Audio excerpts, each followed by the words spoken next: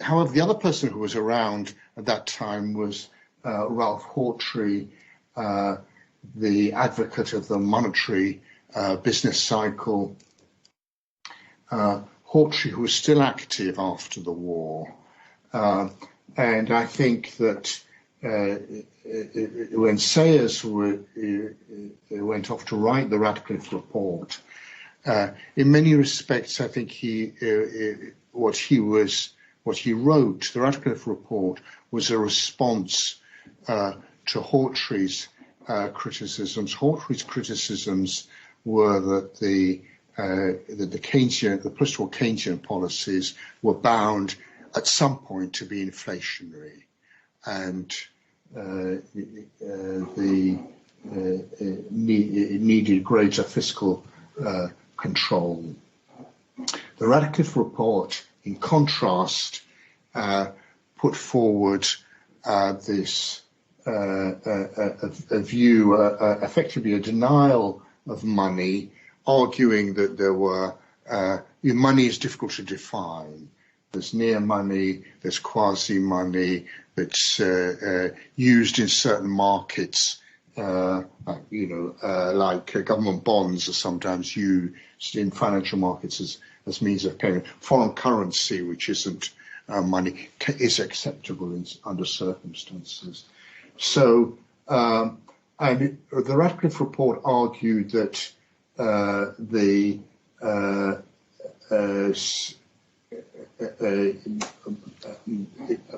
because of this difficulty of defining what is money or what is credit, the proper way of controlling the money supply is really to control lending, harking back to the idea of Robertson, and previous to that Hartley Withers, that the way deposits are created is through bank lending.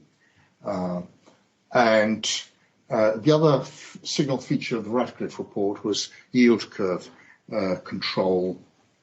In other words, that the monetary authorities should control not just the short-term rate of interest, but the rate of interest across the whole maturity spectrum of government bonds.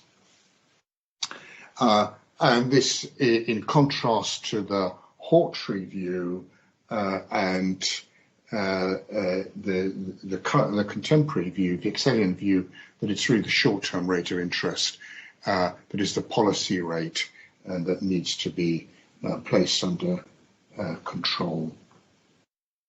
Okay, the practical result of Radcliffe, however, was a more or less complete abandonment of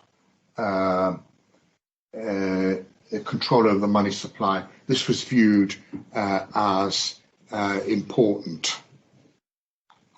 And this is Vicky's interpretation. Vicky's criticism of Radcliffe was that it wasn't theoretical enough. Clearly not theoretical enough, because this was a government report which has to reflect a broader view, a broader academic view. I think the theoretical result was that shortly after, 10 years after the Radcliffe Report, the Money Study Group was established. What was the purpose of this? Well, it was really to bring back the concept of money, monetary aggregates, the monetary aggregates, as a subject of study and an essential element of macroeconomics. Vicky went into some of these in her paper, Unresolved Questions of Monetary Theory, 1971. Okay, Joe has just told me I've got another half an hour, so I'm going to, but I don't think I've got enough to say there, so let me, okay, that's 3. Neoclassical synthesis. The wage unit as a real, in the, Keynes famously couched his argument in terms of the wage unit as the unit of account, in the neoclassical synthesis, this reduces Keynes's macroeconomics to real analysis, analytically separate from the monetary system. So in the Hicks-Samuelson ISLM system, the ISLM is in real terms, IS is in real terms, LM also in real terms, or Langer, the other author of the neoclassical synthesis, plus Tobin's portfolio equilibrium view of money, but also generally couched in real terms. For Chick, the macroeconomic variables were monetary flows, and the wage units measured the money paid to workers and spent by workers. So this is the link with consumption and the macroeconomics. Critique of post-Keynesian, the theory of the monetary circuit. The theory of the monetary circuit, one of the origins of the theory of the monetary circuit came from the Tilton laundry basket, which Christina's nodding her head. After Keynes's widow Lydia Lopokova died, and most of the collected writings of John Maynard Keynes were almost complete. A laundry basket was found at Tilton with a heap of manuscripts, and Vicky actually was asked to look at them to check that they really were Keynes manuscripts. But in that is a famous first draft of the general theory called The General Theory of Employment, and it's one of the few drafts which talks about the circulation of money, quotes Marx on this, and was developed by Augusto Graziani as the idea that bank credit is advanced for production. Graziani called it, and the socialists refer to this as initial finance. The money circulates and returns to capitalists. Why? Because workers spend the wages that are paid to them spend on consumption, and in this way the capitalists can repay the loans which they've undertaken to finance production. There is a problem of, well, where do they get the money from to pay interest? But this is kind of this Graziani recognized, but Chick was Vicky didn't like this at all. She was outraged by it.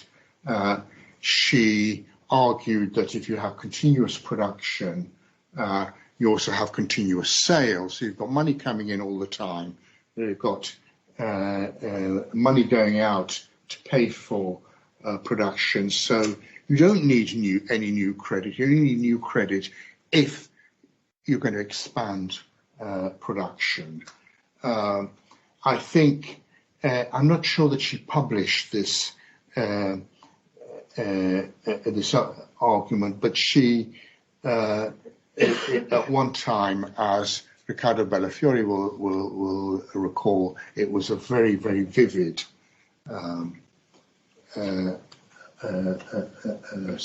argument, and Vicky was very, very angry about it all. She didn't think it was logical. I don't know what's happened here. Okay, there's critique of post-Keynesian monetary theory. Okay, a third element, a third strand was her critique of horizontalism versus verticalism. This the idea that central banks can control either the money supply or the short-term rate of interest on reserves, and that this is in this way the money supply is endogenous. If central banks have a target short-term rate of interest, Vicky Chick rejected this dualism in favour of the kind of liquidity position that you find in the Radcliffe report, what she called, what came to be called structural endogeneity. And in Vicky's way, this was done through the stages of banking. Sheila's now going to talk about the evolution of the banking system in Vicky's kind of seminal paper. It's seminal because it certainly has given rise to some outstanding theories. I remember for many, many years thinking that this was Vicky's best paper, perhaps because it nested macroeconomics, money and the rate of interest in the way in which the financial system functions. The theory is supposed to show how investment comes to determine saving through the evolution of banking, with the rate of interest as a purely monetary phenomenon. It's no longer the real phenomenon that you find in neoclassical economics or classical economics.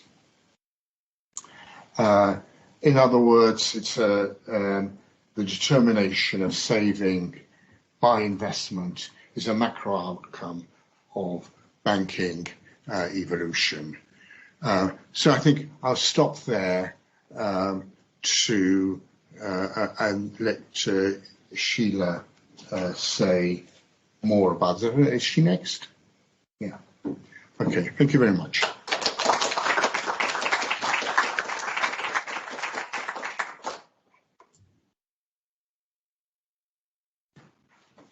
Thank you very much, Jan. We were just having some technical difficulties. Yanis, do you know where we are in terms of the technical difficulties?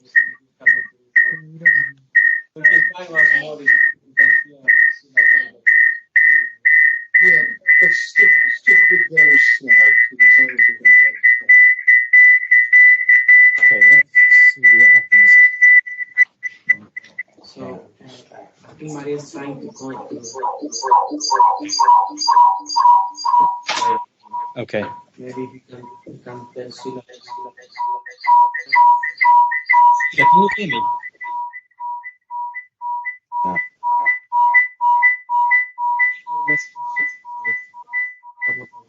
Okay. Yeah. Sheila, we're gonna try and move you back a little bit because we're still struggling with these technical issues. Right. Okay. So if you can just hold on and bear with us, we'll see if we can come back to you. Sorry about that. Okay, in that case, I'm going to ask Jesper Jespersen to take the floor. I might just briefly nip out and see where Maria is up to in the IT support department to make sure we can get Sheila with us shortly. But I will leave you in the capable hands of Jesper Jespersen, and I will set a stopwatch before I leave, so I'll be under no confusion as to where we are. She's there, but we can't turn the audio on. It's chaos. Trust me. I have some slides. If right, you kindly let me get your slides set up.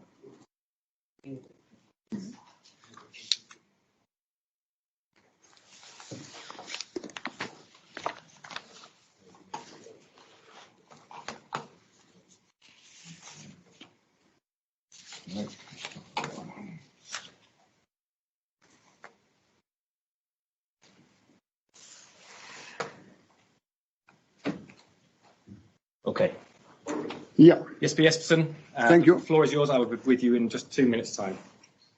Thank you. It's a pleasure and an honor to be here to tell about my collaboration and inspiration from Vicky, as we called her. Never Vicky Chick, either Victoria Chick, if we were in a more official setting, but otherwise just Vicky. Call me Vicky. And so I did quite early. And I have been told that this session should not be about Vicky and the personal relationship with Vicky and how much we have learned from Vicky, but mainly about the inspiration we have got from Vicky. And I will try to stick to that as good as I can. But it is difficult for me to separate, well, the personality of Vicky and the inspiration which I have got. Because when I learned her pretty well to know, and we started on our project, not lifelong, but 10 years long project on the handbook of macroeconomic methodology, well, then I saw her at least twice, often 3 times a year, and that was not just 2 hours lecturing, but it was 2 days at least, sitting in her sitting room overlooking Hampstead Heath and just listening to Vicky, but also imagine, if you can, Vicky listening to what I said. Maybe there was a little imbalance, but anyway, I will still call it collaboration. And well, not that often, and it became less and less often. She said to me, "Jesper, you cannot mean that." Well, sometimes I did mean it, and then we had to go on from there. But anyway, Vicky was a character, and all of you who sit here have known her, some much more, and I pretty much for the last 10 years. But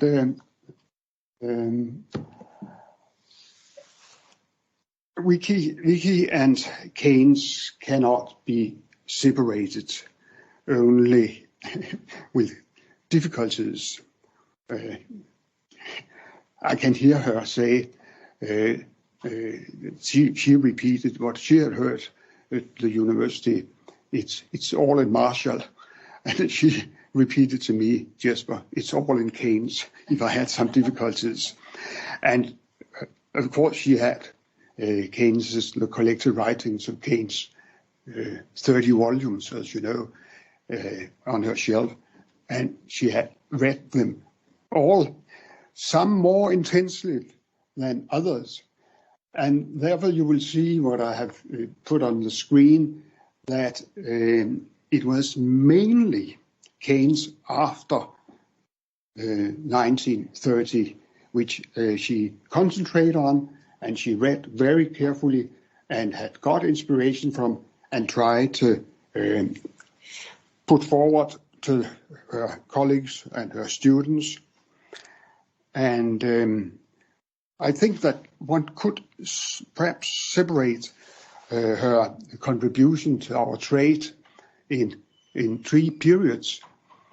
The first one was her attempt to understand what Keynes really meant, and in an open, as we have talked and heard a lot about, in an open world, in an open system. And to her, well, that change did not come to Keynes until, of course, it came slowly, but just take it as a shortcut, which is an exaggeration. It came by, well, the economic crisis of the 30s, and Keynes had just finished the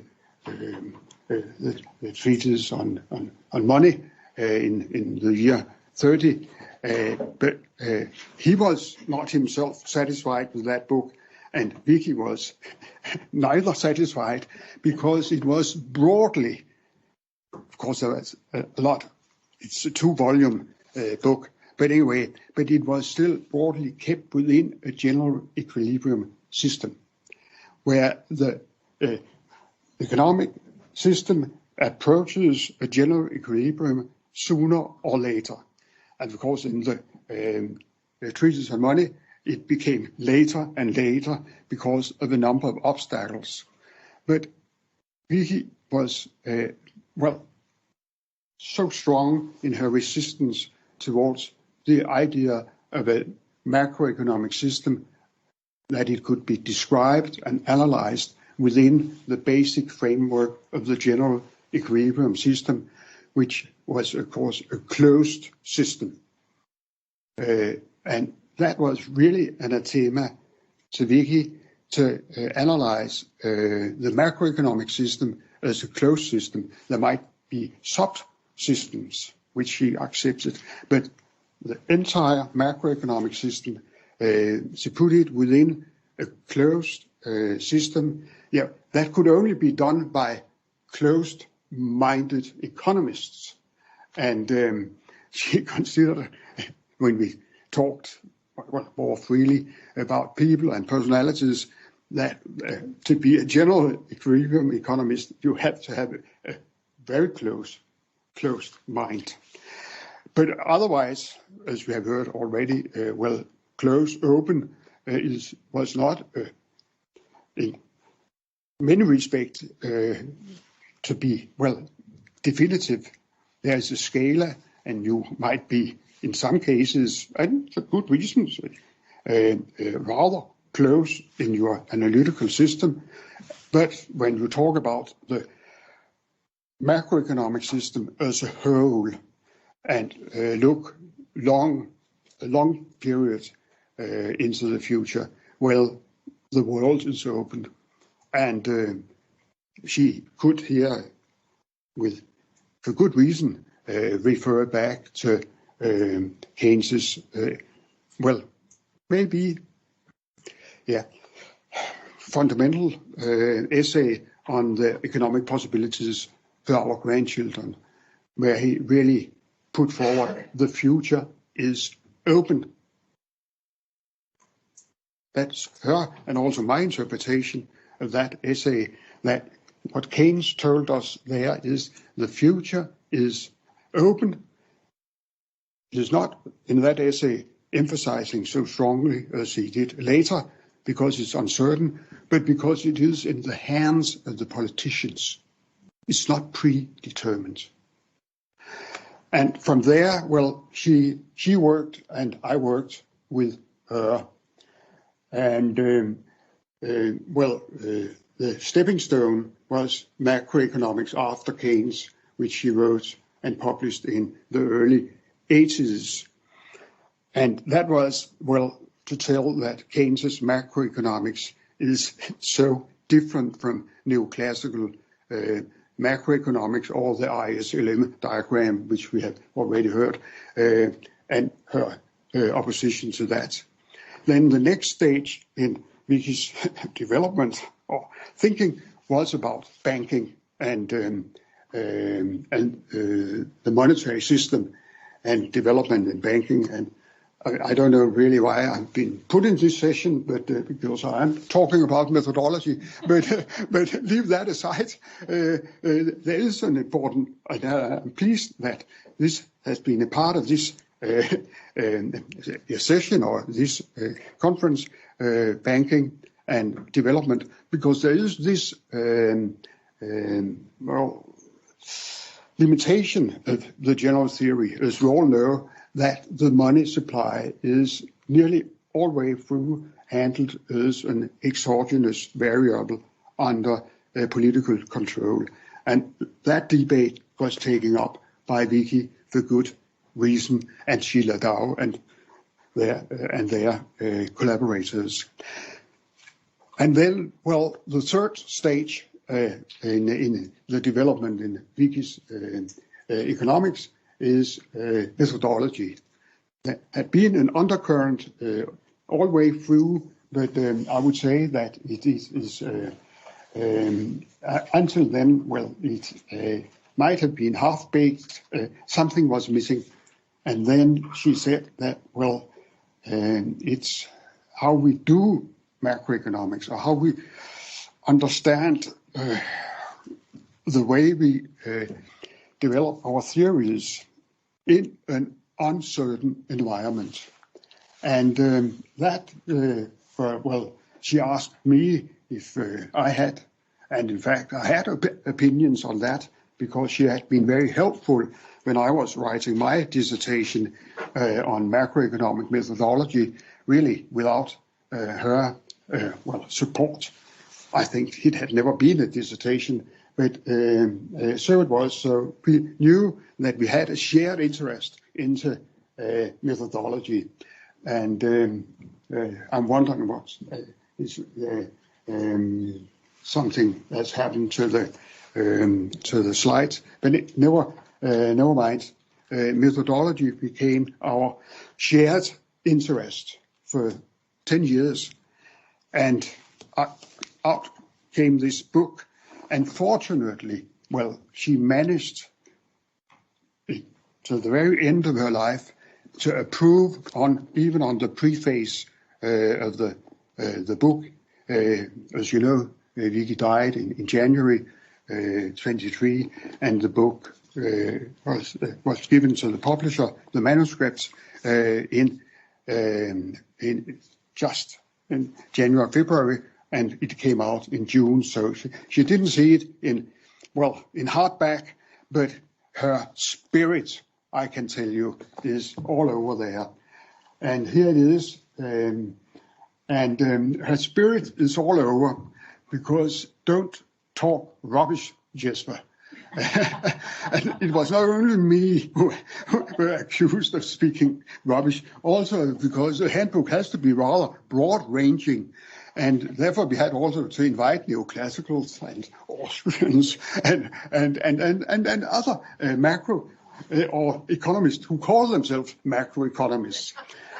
And then at a certain stage, we decided that Vicky should mainly concentrate on people who had rather open-minded, if I may put it that way, open-minded view on macroeconomic methodology, and then Bert Sieben and I should take care of people who might call themselves macroeconomists and is considered as macroeconomist, but not really in Vicky's mind. So that's what we call labor sharing. But that worked. It worked. But you can imagine that it has been several days and disagreements, I have to say. But as you will see, we came around, and of course we had opinions on all, but fortunately left some of the debate of the contributors to Bert and me, and therefore, anyhow, it took 10 years. So here we are. but it has fantastic. And therefore, when speaking about Vicky here, she is very much on my mind, because, I really have had so many conversations and learned so much. So here we are. And Vicky thought that, some of the contributions she better had to write herself, because to leave it to other authors, you never know. You never know. It might be a lifelong struggle. So she, that's obvious, talked about, wrote about open and closed system. We have heard so much about, that's impossible. Yes, we have heard so much about it already, so I will not go into details, but you cannot separate open and closed systems from open and closed minds. That point has already been given previously by a number of the speakers here, but really open and closed minds is essential. I've been told that I have only a few minutes left, so I will go through quickly these three essays and recommend, my book, or Vicky's book, or Stephen's book. But holism and fallacy of composition in macroeconomics. Well, it's in some way essential, but also rather simple.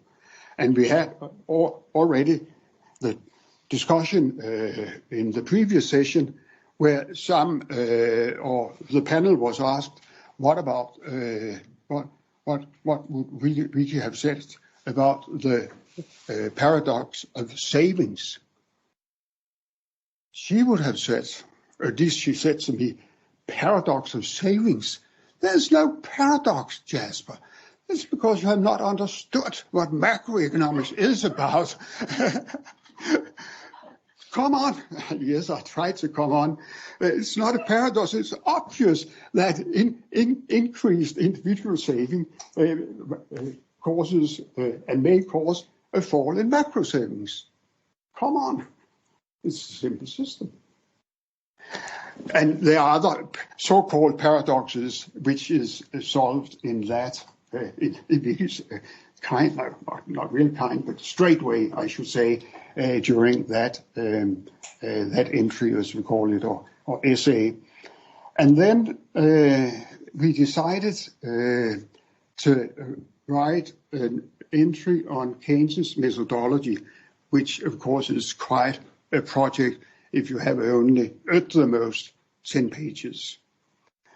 There I realized that when it came to Keynes's writings, Vicky looked at me and said, Jesper, you take Keynes's writing up until 1930, the treatise on money, because that's kept within the neoclassical thinking, or partly, or it has not deliberated him from the neoclassical or the general equilibrium thinking, as I have explained, and that could be debated. And that was also to me an obvious sign that she has, for good reason, concentrated on Keynes after 1930.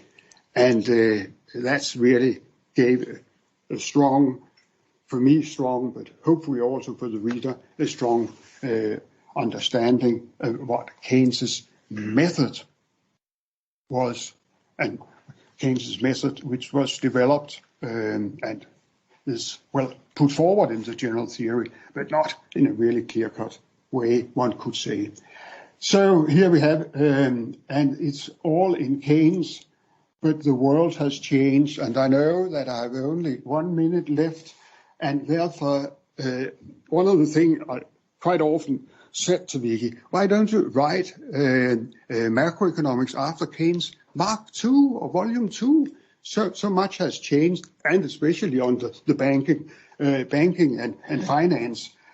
And on top of that, because Vicky was not only, well, a macroeconomist, she had social concern, and there could be said a lot about macroeconomics and inequality. Feminism, she was strong. I was very pleased to be allowed into the rooms. And then, which is missing even from the handbook, about sustainable development and yeah. So, but she refused. She wanted more to support, and she has supported so many young, if I may say so, young scholars. Thank you, Vicky. We have much to thank you for.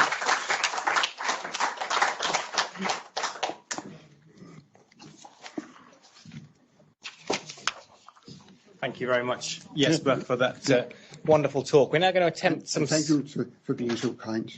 Yes. Numbers are a concept. We're going to attempt. Is Sheila there? Yeah. Okay.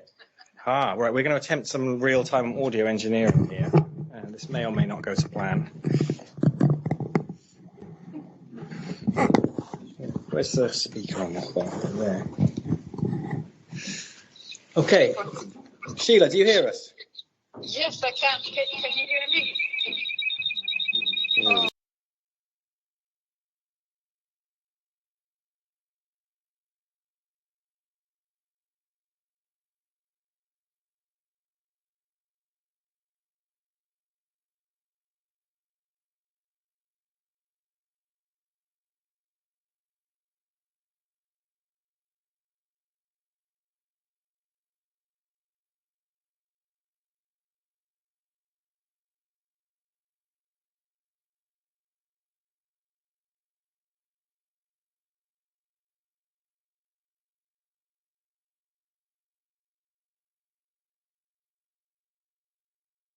going to start with that a little bit, because in the last 6 years, Victoria Chick has been a source of inspiration and support, especially when I was navigating the mainstream waters. And she always kept saying to me, no compromise, no compromise. And I was like, oh my gosh. And then I would go to the mainstream, like, but we've done that, but we change here. Then I go back to Victoria Chick, no compromise. They haven't. So in a way, what I did then was to go back and keep reading her constantly. But she has been, inspiration, but also very supportive in the last 6 years. So what I have prepared for today is a talk on actually going back to the macroeconomic after Keynes that Jasper has mentioned, but also Penelope. And I was a bit concerned with all this discussion about dualism and what was the other point we had? Well, the question of compromise. And I was like, oh my gosh, my talk is not going to go down very well, because I'm really going like, is either a full-on change towards open system, or there is no macro. And it's so easy for mainstreamers then to say, we don't need macro, as they've been saying recently. But then you had Penelope saying, you can't separate method from macroeconomics. And Jasper saying it's all about methodology. And also Vic was so resistant to the general equilibrium. So I said, I'm going to go for it and see what's going to happen here. And but different to Victoria Chick, I'm still at the beginning. So there's a little bit of a help here to ask the audience, because this will be very friendly, because to help me to kind of make sure this criticism toward the mainstream, the current mainstream macro, actually makes sense. So basically what I would like to do here is to basically say that the mainstream macro is a theory, the current mainstream macro is a theory of exchange. And if you haven't seen that, it's because you haven't been paying attention in the methods they are used. And of course, I don't need to say here that at Keynes' time, theory of exchange wasn't appropriated, Vic time wasn't, and let alone now. So basically is what I'm trying to do. I will have a little bit of an intro on what I think is a macro today, and then go straight to the talk, and then a bit of a conclusion or observation regarding being a student and so on. So let me start. Here we go. So I took this book as a reference of what's macroeconomics today. I don't know if any of you have had the opportunity to have a look at it. It's a comprehensive textbook for graduate macro. And I really recommend all of you here who think that post-Keynesian macro, heterodox economics macro has any space at the teaching level in some university in the UK, I really invite you to have a look at this book and see how far away we are. So the book is quite interesting. There are some commitments here regarding the data. The interesting point as well, different than other textbook, is the authors assuming that they have weaknesses and they have strength. But also that is research, like ongoing research, which is very different than some of the arguments I heard when I started doing my PhD, which was this is like an evolutionary thing and macro is the best. We got it because of all this battle of ideas, and now we got the best one. So I think there is a kind of humbleness in this textbook. And there's something a little bit controversial, but are saying that macro is very much of an empirical discussion, one of measurement. And then we have to have this kind of connection between data, measurement, and then theory. And of course, this is great. But the way I see, I have lots of concern regarding this. They say intertwined dynamics between the real and what they've been doing. And to me, if you go back to the global financial crisis of 2007, 2008, yes, we have had an avalanche of, let's say, empirical work in macro, but I'm less convinced that this has actually ended up in an alternative framework for macroeconomics. And I'm talking here in a mainstream realm, of course. So it's interesting because in that book, like we talk about dualism, dialectics, and it's interesting because in this book they use a lot the word caveats. So there's another point, and I'm going to give you an example here. When talking about methods, for example, well, I placed that sentence in terms of methods. They are saying that the definition that macroeconomics, the study of aggregates, but they add the caveats that macroeconomics, at least nowadays, is greatly concerned with the distribution of income, the distribution of wealth, and so on, which are not traditionally thought of as aggregates. So there is this caveat.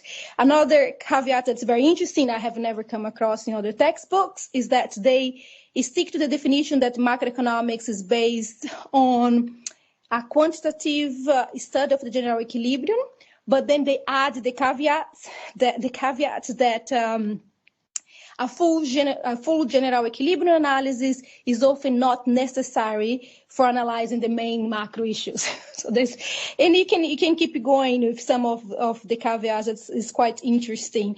Like the last one, macroeconomics, the study of the dynamics of the economy, but its emphasis on investment and the role of expectations. But the caveat is the static analysis can shed major lights on macroeconomic issues.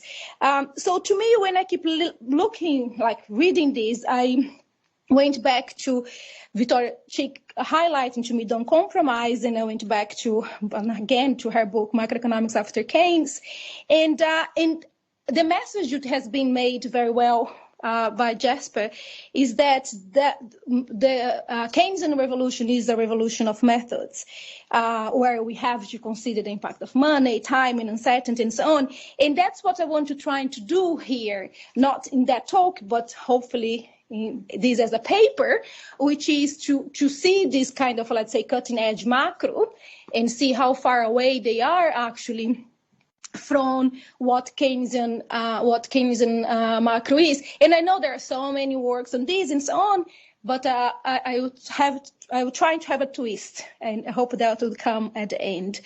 So I will start with something that Jasper also mentioned. Oh, should I go forward? Sorry, forgot about that part. So I will start with something that Jasper mentioned, which is the monetary theory of a production. And this is quite, the first time I read Macroeconomics After Keynes, I think I didn't get that in the way I should have, because it almost a given that is a monetary theory of production.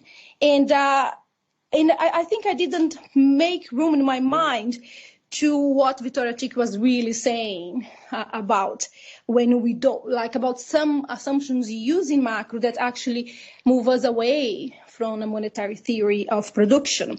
And then my question here is basically, how far has current mainstream economics gone in recognizing, and I will quote Keynes here, that money plays a part of its own and affects motives and decisions, and is, in short, one of the operative factors in the situation, so that the course of events cannot be predicted either in a long period or in a short period without a knowledge of the behavior of money between the first and the last.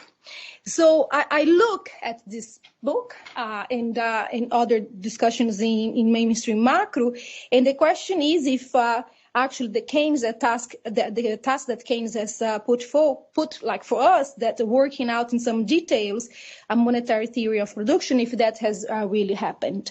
And Victoria Chick in Macroeconomics After Keynes, she actually made very clear that the step we had after Keynes is actually the opposite direction, not actually in the direction of the monetary theory of exchange, but just the theory of real exchange. And she mentioned three motives right in the preface, but I want to highlight just two here. Should I go? Oh, no, so that's fine. So one is the question of, and has been mentioned here before, the three essential behavioral elements that we see in Keynes: it's consumption function, the marginal efficiency of capital, and liquidity preference. And her pointing out that they are put together as if they have the part of a framework of a simultaneous equation, but that's not what happened. And this method is only suitable for analysis of exchange. And that together with that, there is the point that has been made here that everything, even liquidity preference, and Yana already mentioned that, is real. The second point she mentioned, which I think is still quite important for us, is the development of rational expectations. So while making the analysis then to seem to deal with uncertainty and forecasting, they actually take analysis back to almost this model of perfect certainty, and only random errors, which are not forecastable, remains. Now, this kind of, let's say, restoration of the theory of exchange or the theory of real exchange should not be taken lightly. And I think we still should to kind of constant highlight what macro has become from that kind of lenses.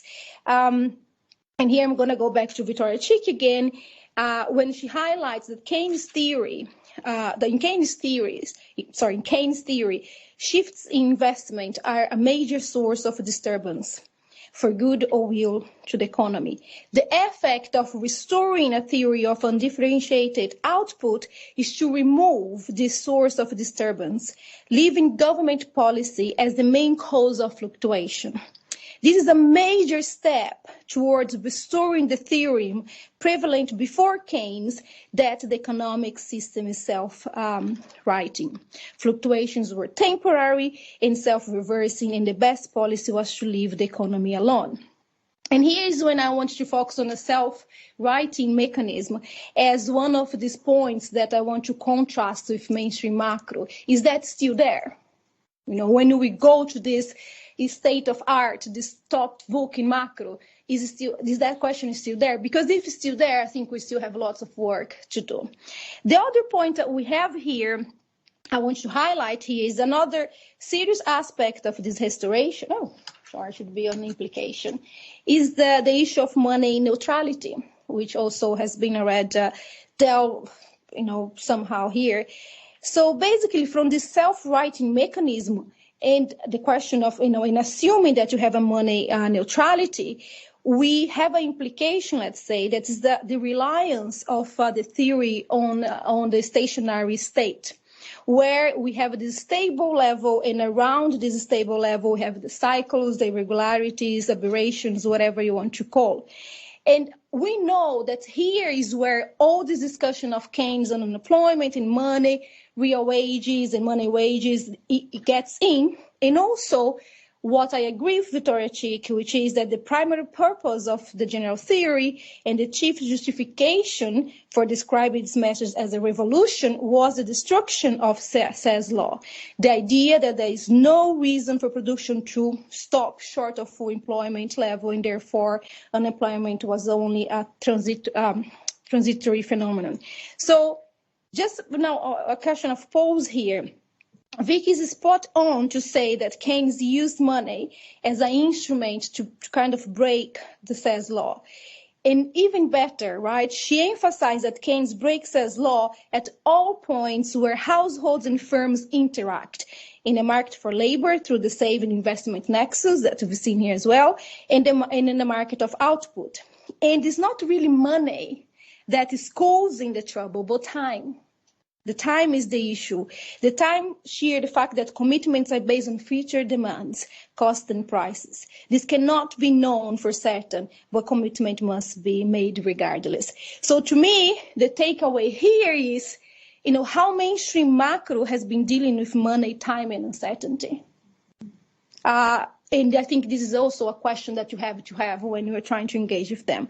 And the final point here, and is linked, all these, of course, is linked, is the issue of, just say about that one. Sorry, I'm not following my slides for some reason. I try to not have too many slides, but then now I'm going to the other side, then I forget about them. So the last point here is the equilibrium situation, right, the stability problem.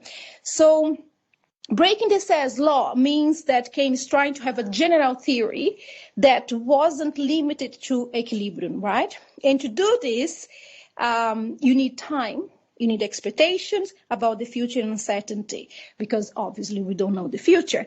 So we have to deal with that, and that's where Keynes takes us to animal spirits and so on.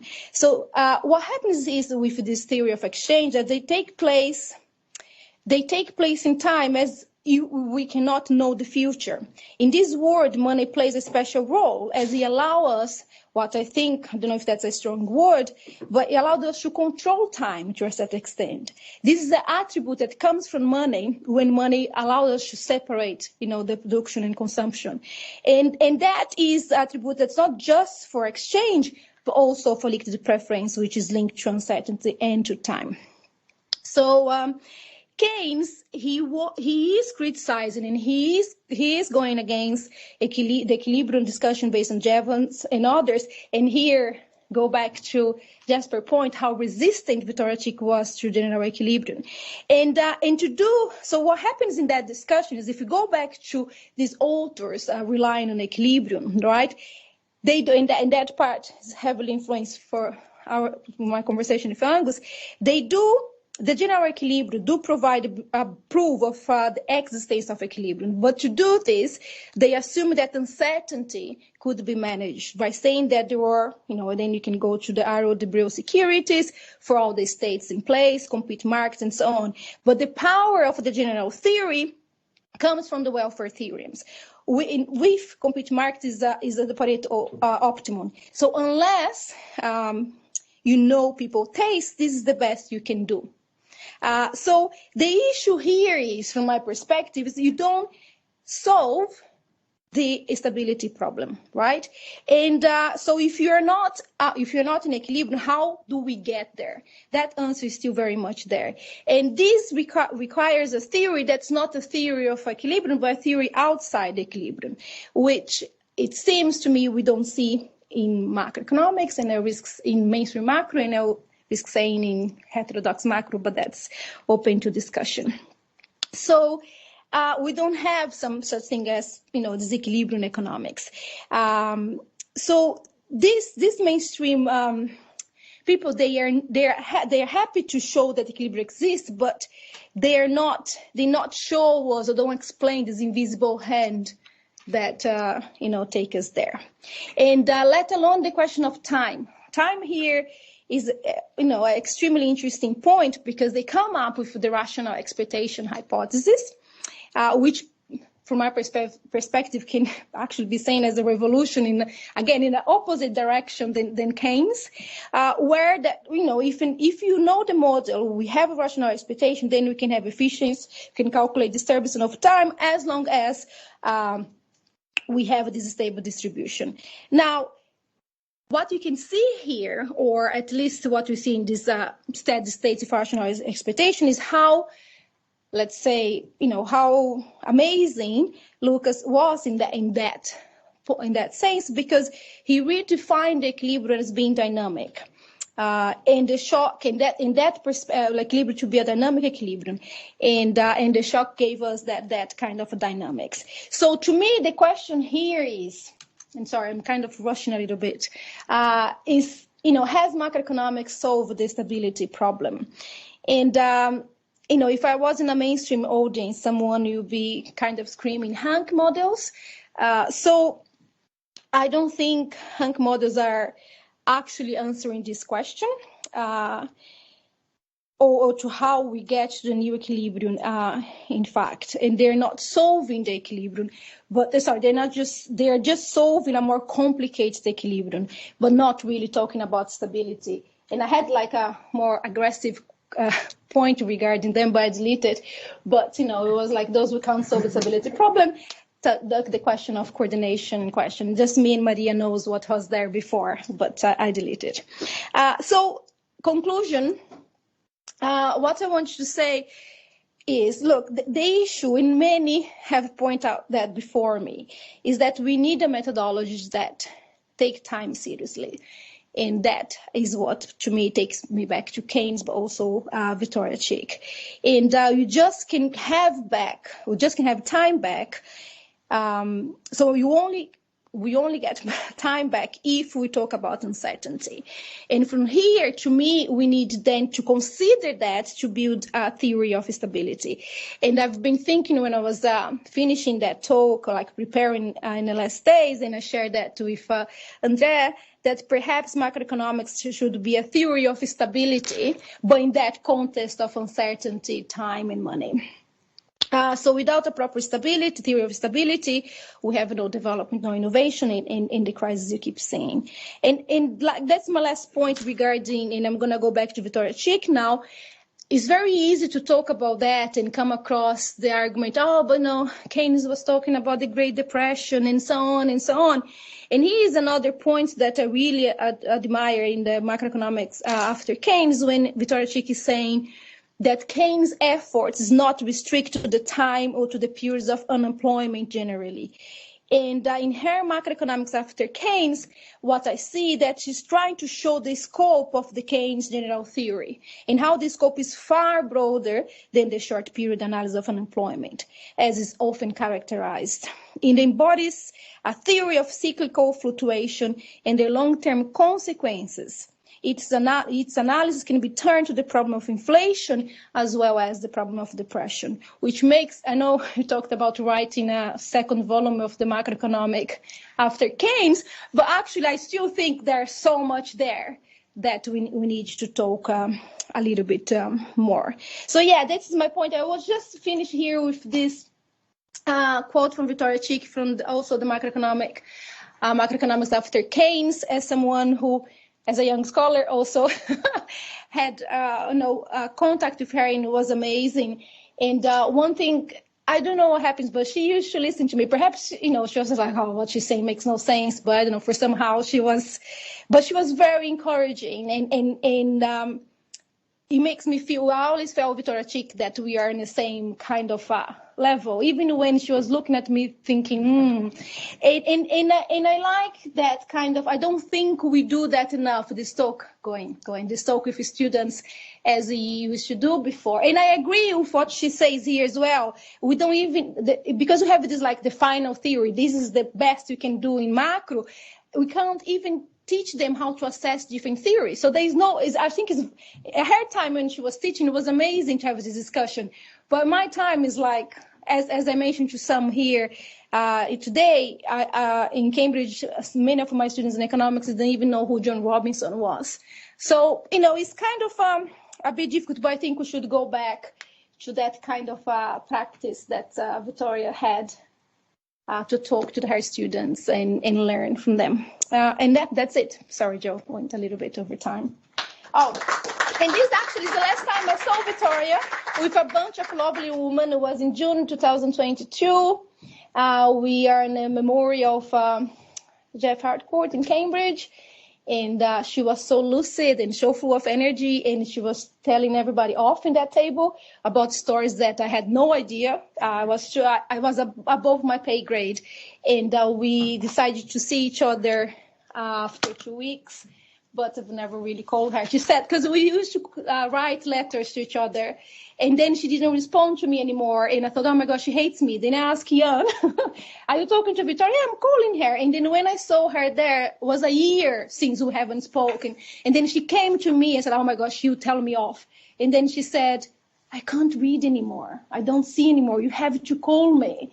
And I said, oh my gosh, that's why she was in silence for a year. So, but yeah, thank you.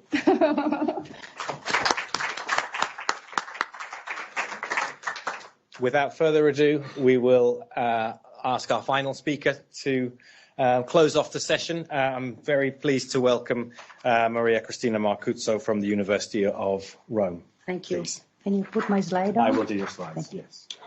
While you put your slide on, I would like to thank the organizer for giving me the opportunity to coming back to London, where I met Vicky almost 50 years ago, which is a long time. And I went back to the LSE, which completely changed, not scruffy anymore. Everything is polished, everything. I'm sure that Vicky would not have liked it.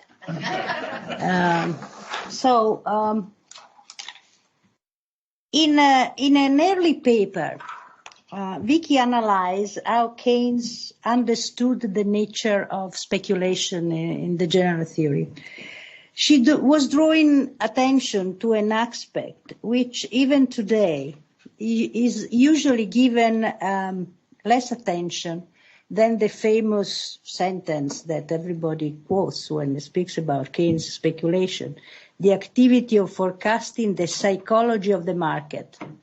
So what Vicky was pointing out is that we need to give attention also to the role of divergent expectation and information.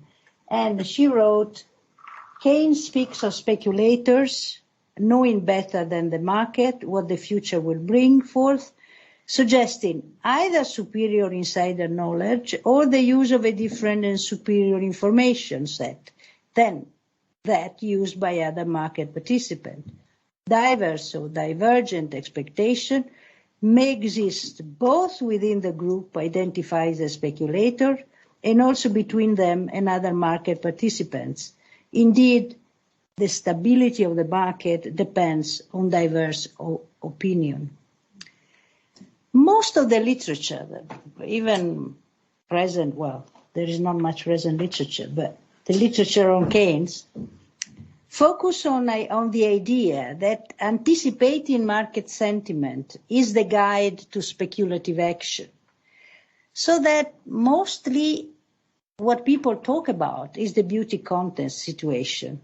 And this is assumed to be sufficient to explain the behavior of speculators. But if we follow this route, giving a lot of emphasis to the beauty contest approach, there is very little room left to knowledge and information, which are indeed the basis upon which speculators form their expectations. And this expectation, as Vicky just said, may be different among speculators, both because information is not equally available and is not assessed equally by everybody in the market. So the same information is assessed in a different way. So what I will do in this brief presentation is to follow up Vicky's insight in this early paper by showing that Keynes's approach in his activity as speculator, in his practice as a speculator, and in his discussion on the nature of speculation, has much to do with deriving subjective conclusion from the evidence provided by knowledge and information rather than just following market psychology. As we all know, in the general theory, Keynes distinguishes between two ways of acting in the stock exchange. One, the activity, as I just said, of forecasting the prospective yield of assets over the whole life, and two, the activity of forecasting the psychology of the market.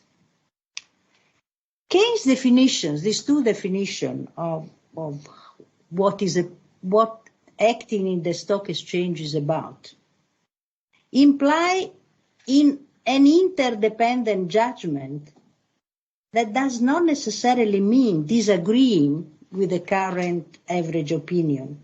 Opinions that diverge from the average and assume a future change in the status of affairs are part of the convention, as we know. And in this sense, they are also conventional, okay? So what this implies is that conventional behavior includes both attempts to conform to the general opinion and attempts to avoid to be caught by it, especially by those more skilled agents who act as long-term investors. So this is exactly what I've just been saying. And this is very important because one has not to confuse the idea of convention as being just average opinion, okay? So Keynes' description of convention as the belief that the existing state of affairs will continue indefinitely, except insofar as we have specific reason to expect a change. You will recognize that the famous sentence in the general theory,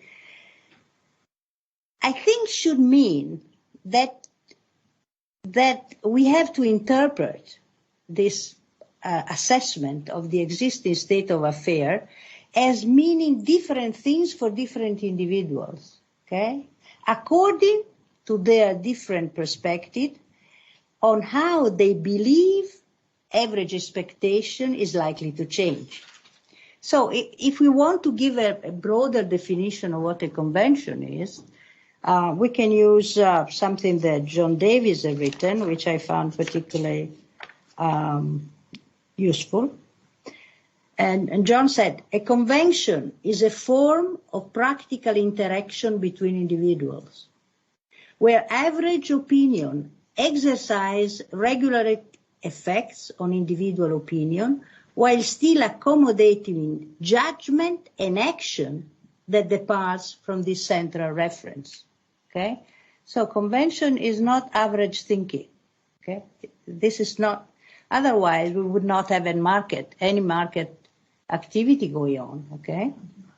So it can be seen that such a structure is normative in the most general sense, in that it imposes an orientation upon individual behavior without at the same time making that orientation binding. Okay? So this, I think, is very important. We can compare what I've been said so far with what we know of Keynes' behavior as speculator and investor in a stock exchange, which is something which I've been spent the last 20 years of my life. And Vicky was say, how can you spend all this time in the archive looking at the Keynes? She was very, she admired what I was doing. She said, oh, I would never do that. It's too boring. But she was very interested in the outcome of my research. She said she would not do it. So what kind of speculator was Keynes? Okay, he was a market player who stood against general conventions by bringing his knowledge and expertise in decision making, both when taking risks as speculator, guessing the direction on market prices and betting on market sentiments, and when patiently waiting for the yields of long-term investment. So Keynes' practice shows that while he always kept an eye on the prevailing market sentiment, or if you want, conventions, he in fact pursued and defended the strategy of a long-term investor. This strategy does not mean disregarding the role of convention and guessing what the average opinion is, but it means that conventions, as I would try to say, should be understood in a broader sense. In the literature,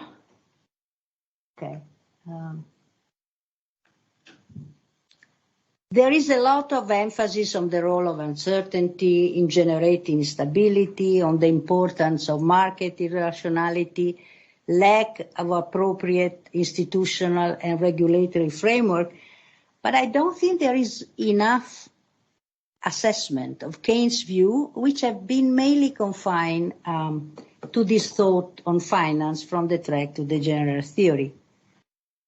And while, of course, these works provide a theoretical ground to explain this idea, I think, and this is what I've been doing in my research the last 20 years, they need to be supplemented with research with this practical acquaintance with financial market, something that is not fully appreciated. Keynes' practice, one of his many lives, critical political advisor, economist, and so on. But he spent all his life as a speculator and playing the market, and try to understand how he thought and how there is this two-way relationship between his practice and his idea, I think, is very important. So what do we know of Keynes as speculator? In the Keynes paper, which are hundreds of documents, by the way, showing Keynes' need and passion to keep up to date with markets by constantly gathering evidence. And I reminded what Jan just told us about this gentleman at the Bank of England, that Keynes wanted to know who was doing what and when. And because precisely that's what he was doing all the time. It was a time-consuming activity, building a network of reliable connection, collecting sound, relevant information, which of course was a very costly but decisive task. And the point I'm trying to make is that while undoubtedly the evolution of Keynes' economic thinking was influenced by the development of his business skills, he achieved that through an enormous amount of contacts. There is a master thesis in Cambridge. Somebody tried to count how many contacts, professional or not personal, but whatever the definition between person and so on. And he came up with a number of 3,700 or something. This is the people with whom he had some kind of interaction. And this thesis, I've seen it, is a thesis in Cambridge. So there is this two ways relationship, is practical acquaintance with financial market influence his economic thinking, and his economic thinking obviously guided his choices in the market. And while I think that Keynes' notion of uncertainty remains central to his thinking, I would like to stress very strongly that this should not be interpreted as a sort of obstacle to rational decision making. When we say, we give the importance to uncertainty, irrationality, and so on, it seems that there is no room for rational decision making. On the contrary, I think that for Keynes, knowledge derived from information was the only safeguard against uncertainty. I can't see that? 5 minutes, okay, yes. This does not mean to be successful in the market. It means to be able to make rational decision making. And that's what Keynes was fighting for. There is no, in the world of uncertainty, in the world of instability, the only way we can act is to try to base our action on information and the way in which it exists. Okay.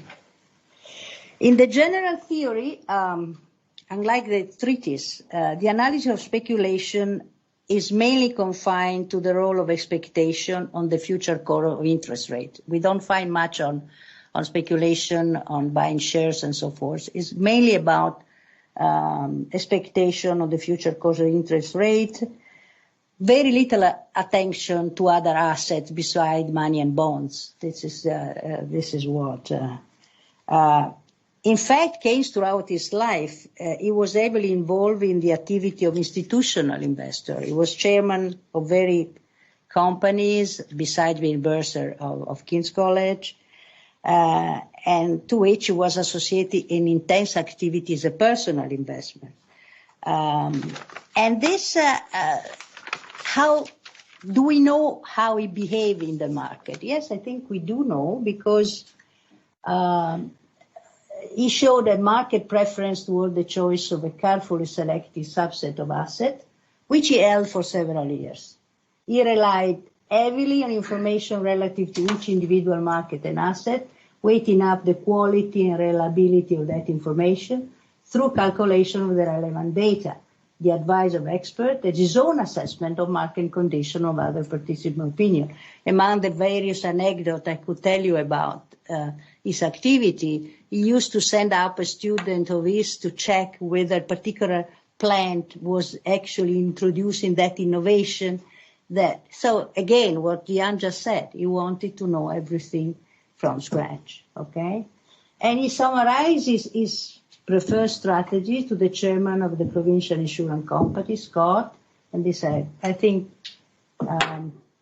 summarized well. As time goes on, I get more and more convinced that the right method of investment is to put a fairly large amount in enterprise which one thinks or knows something about, or in the management of which one thoroughly believes. You see, this is very little market sentiments here, and is very much about information, knowledge, and assessment of them. Now, I have here something to say about method and the role of epistemology, the role of methodology in Keynes' own thinking, because I believe that his idea on method influences investment behavior. In which respect? Well, in order to understand this, we have to recall his notion of probability, okay, which is not what we are told and we are taught, unfortunately, as a frequency distribution. As we know, probability is the deriving logical implication from given premises on the basis of information provided by the available evidence. Probability is a subjective activity based on evaluating the evidence, deriving the implication from the present. What is important here is that this derivation depends very much on what he called the weight of the arguments, and explain why people can derive different conclusions from the same evidence. And so the assessment becomes very, very important. And so for Keynes, decision-making is based on individual judgment deriving from real cognitive grounds, although these grounds are limited and partial. It is a judgment which has, as its cognitive grounds, evidence on a reason on which one really believes. And this is a just follow-up notion of probability. And the reason why he would never listen to somebody coming up, as most brokers come to you, showing, no, this is the record, this is what. He would never accept any kind of discussion based on that type of statistics. And I think the only thing that you would accept advice, somebody giving information and knowledge about what's doing. So let me finish off by saying that Vicky had a very good grasp of Keynes' approach to speculation. She read with interest my work with other people on Keynes as a speculator, and she understood very clearly that Keynes' approach to speculation was not just forecasting psychology of the market, but it was linked to his approach to probability and knowledge. And in fact, this is the paper, Decisions in the Real World are taken under the uncertainty and limited information. Rationality entails making use of as much of the relevant information and can be gathered with a reasonable time and not willfully ignoring relevant information. So you can see she got it perfectly clear. And I think that because Vicky stressed the importance of rationality in Keynes' theory, as I said, making decisions on the basis of information, making possible to be rational, not in the optimizing sense of neoclassical economic, but in the sense of judgment based on information. And she understood the importance of information decision-making mechanism, and so she understood what speculation in theory and practice was for Keynes. And she was able to link, because of her attention to method, his analysis of speculation to his epistemological views, in particular the notion of probability, where choices are made according to the subjective evaluation of the evidence. In this respect, she was ahead of much of the contemporary literature, showing, as we would expect, remarkable intuition and understanding of Keynes' mode of thoughts and practice. Thank you.